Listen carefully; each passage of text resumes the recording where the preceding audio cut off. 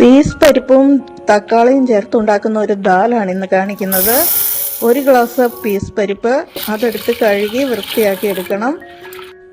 സബോള, വെളുത്തുള്ളി, തക്കാളി, പച്ചമുളക് അതരിഞ്ഞു വെക്കുക.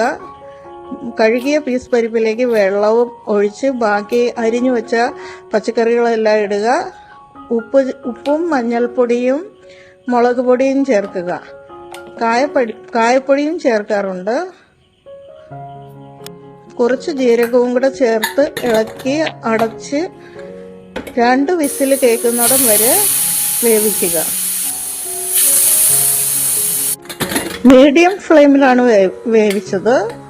പിന്നെ അത് ഇളക്കി കുറച്ച് വെള്ളം ചേർത്തൊന്ന് നീട്ടിയിട്ട് കടുക് താളിക്കണം. ഇനി ഉപ്പ് ആവശ്യത്തിന് ഇല്ലെങ്കിൽ അത് രുചിച്ച് നോക്കിയിട്ട് ആവശ്യമുള്ള ഉപ്പും ചേർത്ത് ഇളക്കുക.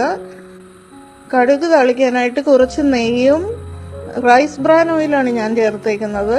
കടുക്, ജീരകം, വറ്റൽമുളക്